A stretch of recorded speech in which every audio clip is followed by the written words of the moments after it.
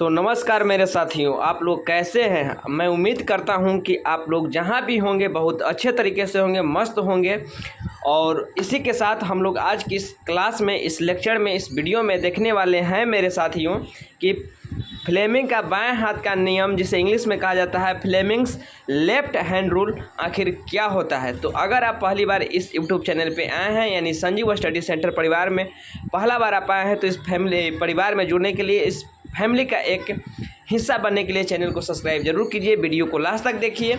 हम आपसे गुजारिश करते हैं कि वीडियो को में आपको जो कुछ भी बताया जाएगा आपको कंप्लीट रूप से समझ में आएगा। तो चलिए बिना समय को व्यर्थ करते हुए मेरे प्यारे साथियों, भाइयों एवं बहनों, आपसे हम गुजारिश करते हैं कि चलिए हम इस वीडियो को स्टार्ट करते हैं। आप बिना वीडियो को स्किप किए हुए लास्ट तक देखिए। तो सबसे पहले यहाँ पे हम देखेंगे कि फ्लेमिंग्स लेफ्ट हैंड रूल, यानी अब फ्लेमिंग्स का बाएं हाथ या अब हम लोग का बाएं हाथ बात बराबर है।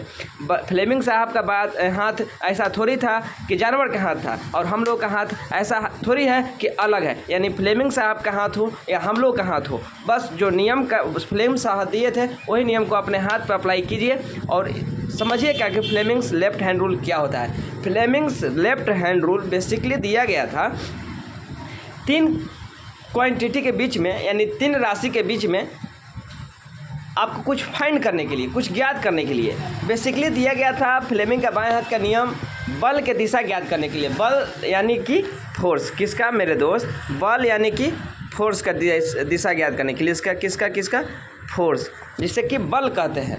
यानी बल क्या होता है, तो बल एक भौतिक कारक है जो किसी पर लगने से या तो उसकी मतलब दिशा और डायरेक्शन को बदल देता है या बदलने की कोशिश करता है। तो चलिए फोर्स बाद में देखेंगे फोर्स क्या है, लेकिन यहाँ पे हम लोग फ्लेमिंग लेफ्ट हैंड रूल में देखने वाले थे कि आखिर फ्लेमिंग्स लेफ्ट हैंड रूल में हम लोग क्या जानेंगे। तो बेसिकली आपको बता दें कि इस फ्लेमिंग लेफ्ट हैंड रूल्स में हम लोग जानते हैं कि हम लोग बल की दिशा कैसे ज्ञात कर सकते हैं। कब, जब आपको यहाँ पे आगे देखिए क्या बताते हैं।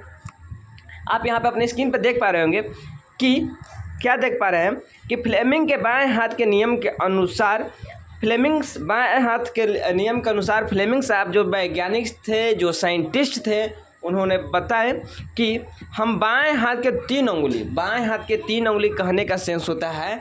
एक औंठा, आप देख रहे हैं यहाँ पे लिखा हुआ है बल के बगल में औंठा, एक तर्जनी यानी सामने वाला जिससे हम लोग गोली चलाते हैं, बचपन में गोली चलाते थे, ये ढूम मतलब जो ढिचकाएँ करते थे, उस सामने वाला उंगली को तर्जनी कहते हैं, और उसके पास वाले उंगली को हम लोग मध्यमा कहते हैं। क्या कहते हैं? मध्यमा कहते हैं। तो आप समझ गए होंगे कि औंठा किसे कहते हैं, तर्जनी उसे कहते हैं जगह से हम लोग बचपन में बंदूक चलाते थे, और उसका बगले वाले को हम लोग मध्यमा कहते हैं। आप गौर से समझिए। तो बाएं हाथ के नियम में फ्लेमिंग साहब बताए कि 3 उंगली को आप इस तरीके से खड़ा कीजिए कि तीनों के बीच का एंगल 90-90-90 हो, यानी तीनों एक दूसरे के लंबवत हो। कैसा हो? लंबवत हो। तो जब तीनों उंगली आपका एक दूसरे के लंबवत होगा तो उस कंडीशन में, उस सिचुएशन में, जब आपके तीनों उंगली एक दूसरे के 90 डिग्री पर होगा, यानी परपेंडिकुलर होगा, यानी लंबवत होगा, तब जो चुंबकीय क्षेत्र है वो तर्जनी बताएगा। क्या बताएगा? तर्जनी बताएगा। और विद्युत धारा जो है वो मध्यमा बताएगा। तो आपको ऑटोमेटिक मिल जाएगा मेरे दोस्त कि आपका बल जो है, यानी फोर्स, वो कौन सा डायरेक्शन में लग रहा है, ऊपर लग रहा है, नीचे लग रहा है, बाएं लग रहा है, दाएं लग रहा है। आप देखिए, आप एक बात देखे होंगे कि आप एक मैथ पढ़ते थे, क्लास 10th में एक मैथ पढ़े होंगे कि 1-2 रैखिक समीकरण में कि x + y बराबर मानते हैं कि 12 है, और x - y बराबर कितना है, तो 3 है। कितना है? 3 है। तो यहाँ पे आप क्या करते थे कि यहाँ से 1 का वैल्यू अगर आपको मिल जाता था, 1 का वैल्यू आपको मिल जाता था, तो आप यहाँ से दूसरा का वैल्यू आप ज्ञात कर लेते थे।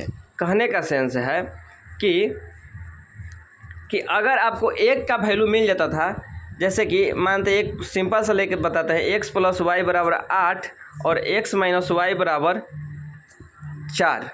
2। कितना 2, x माइनस वाई बराबर 2, x प्लस वाई बराबर 4। हम कह दिए कि x का मान यहाँ पे होगा मेरे दोस्त 6, कितना होगा, x बराबर हो जाएगा 6। तो जब x बराबर 6 हो जाएगा तो यहाँ से आप y का मान ऑटोमेटिक ज्ञात कर लेते थे कि नहीं कर लेते थे, तो कर लेते थे। कैसे कर लेते थे कि आपको एक मान पता है, दूसरा मान इस इक्वेशन में रख के ज्ञात कर लीजिएगा। सेम वही घटना आप यहाँ पे समझिए। यहाँ पे 3 राशि है, एक है बल, एक है चुंबकीय क्षेत्र और एक है विद्युत धारा। तो जब तक आप चुंबकीय क्षेत्र का मान और विद्युत धारा का मान नहीं जानिएगा तब तक आप बल का दिशा ज्ञात नहीं कर सकते हैं। यानी जब 3 राशि हम लोग को मतलब इक्वेशन में है, यानी इस समीकरण में 3 राशि है और जब तक हम 2 राशि का मान नहीं जानेंगे तब तक हम लोग तीसरा का मान कैसे ज्ञात करेंगे। तो कहने का सेंस है कि इसमें हम लोग को 2 बात जानेंगे तभी हम आपको बता देंगे। इसी पर आधारित एक क्वेश्चन है कि आप बताइएगा, हम आपको बताएं कि 2 दोस्त है या 3 दोस्त है, ठीक है, कितना दोस्त है, 2 दोस्त है या 3 दोस्त है, आप जितना ही मान लीजिए, मानते हैं कि 2 दोस्त है, ठीक, 2 दोस्त है, नहीं चलिए 3 दोस्त मानते हैं। जब यहाँ पे 3 राशि है तब 3 ही दोस्त मानिए। एक का नाम है राम, R फॉर राम, एक का नाम है श्याम, S फॉर श्याम और एक का नाम है मोहन, यानी M फॉर मोहन। आप गौर से समझिए, हम आपको बताएं कि आप साउथ यानी दक्षिण, नॉर्थ यानी उत्तर और ईस्ट यानी कि पूरब, आप 3 दिशा के मतलब 3 दिशा के बारे में बताइए। किसके बारे में, साउथ, नॉर्थ और ईस्ट, यानी दक्षिण, उत्तर और पूरब के बारे में बताइएगा। हम बताएं कि राम जो है वो उत्तर दिशा में गया। राम कहाँ गया, उत्तर दिशा में गया।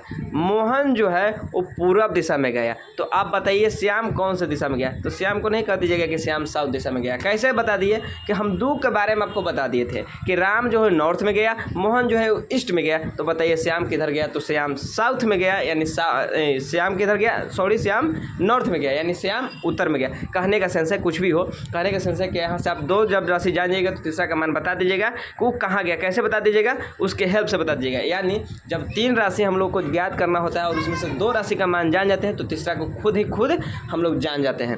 तो फ्लेमिंग के बाएं हाथ के नियम में हम यही देखेंगे कि हम लोग फोर्स को कैसे ज्ञात करेंगे। तो फोर्स को कैसे ज्ञात करेंगे, जब हम चुंबकीय क्षेत्र का मान जान जाएंगे